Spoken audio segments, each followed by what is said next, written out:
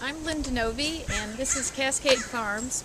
It's summer and the garden's in full tilt boogie, and all around the garden are a wealth of native plants which are taking low water. It's more sustainable out here, and clearly this vegetable garden is my lawn. I want to highlight the garden today, so come on in.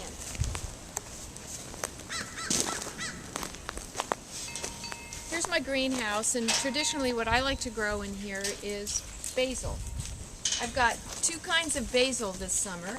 I've got the Genovese basil and I've got this dark opal basil. I'll be cutting this back down to about here and harvesting it and making pesto. I just fertilized everything with a nice organic fertilizer. It'll grow back up and I'll have a second harvest for another batch of basil and pesto. Right outside the mini greenhouse is a catnip plant, Cattleya, Nepeta cattleya. And this is a wonderful plant to attract garden allies. It attracts beneficial insects, bees, parasitic flies, and cats, which hopefully will be on rat patrol for me out here. Now, I did something to the garden that I think makes it more sustainable. Let me show you. The garden actually has gone way out about 15 more feet, and I decided that with the drought and just my own capacity for all the maintenance that's needed out here, I needed to downsize. We all downsized our houses. I downsized my garden. So I brought it in. And this is evolving into just one big insectary garden. It's a refugia for wildlife and to attract pollinators and garden allies into the actual growing garden. So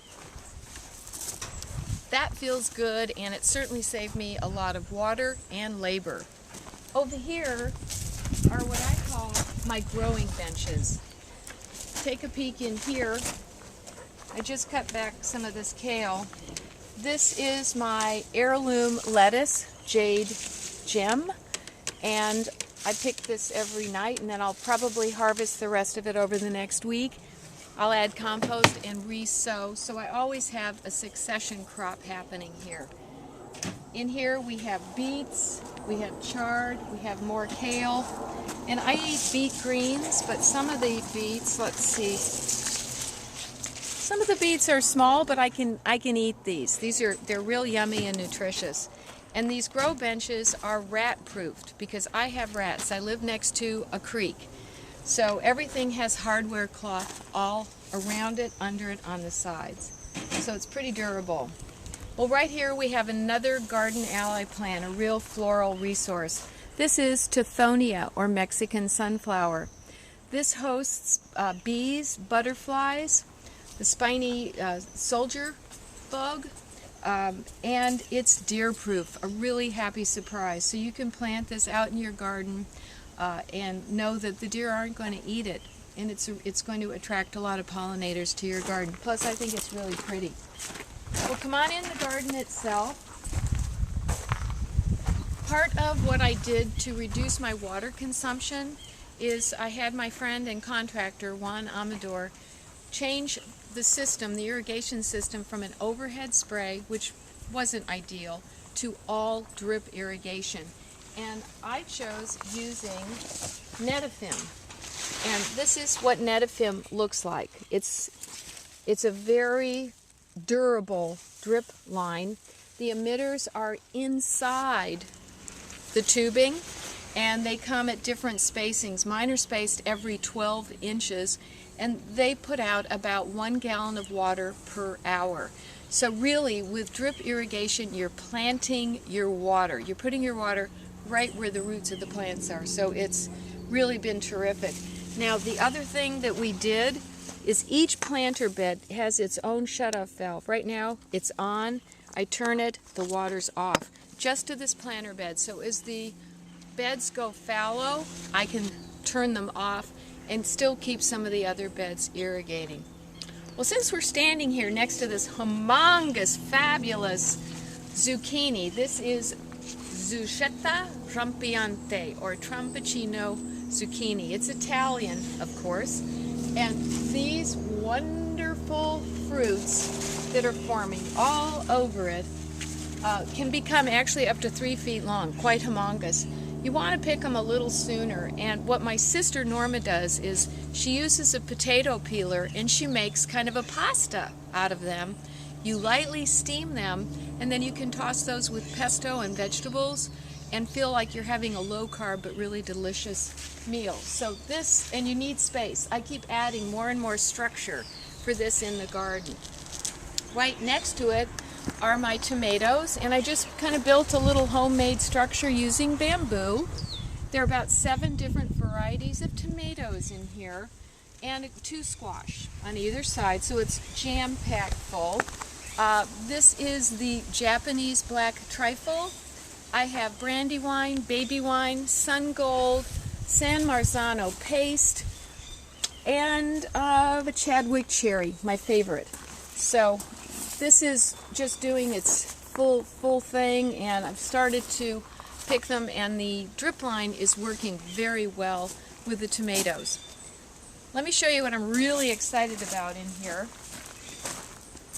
and that's the corn. Corn, maize, milpa is an ancient plant, a traditional race of plants. It has the male tassel and the female silks.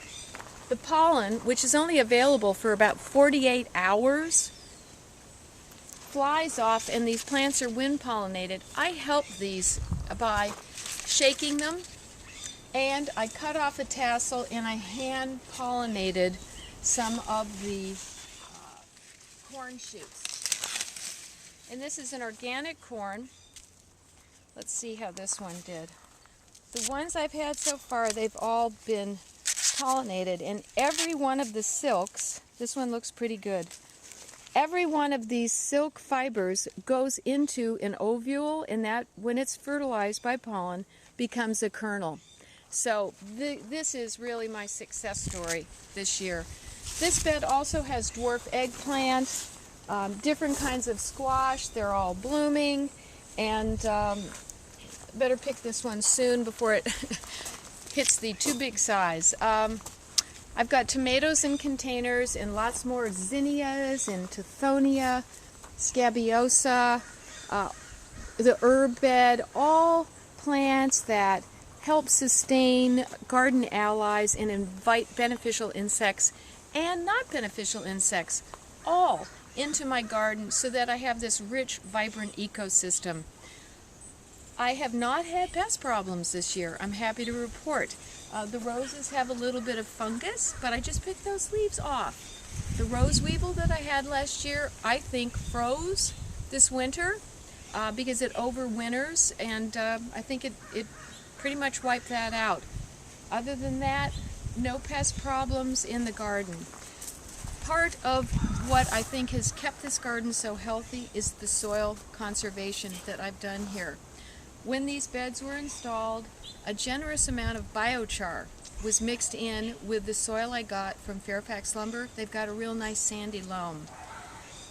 When the plants were installed, they all were dipped in mycorrhizae.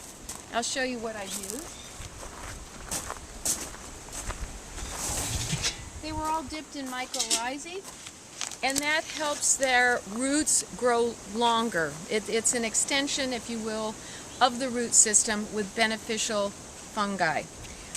I fertilize with a EB Stone 555 about every 7 to 8 days, and that's why things are looking good. Everything in here needs fertilizer, but I just do a handful and I top dress. I also made compost, actively aerated compost, and I used Boogie Brew from Fairfax lumber. I mixed in with my own compost that I make here, some molasses, and I aerated for about 28 hours, and then everything in my garden has had a nice, generous sprinkling of compost. So my advice to you to have a vibrant, healthy ecosystem is get the right irrigation system and plant your water, steward your soil, conserve your biological resources, and spend time out here. It's fun. I hope you have a great garden season this year, and talk to you in the fall. Bye-bye.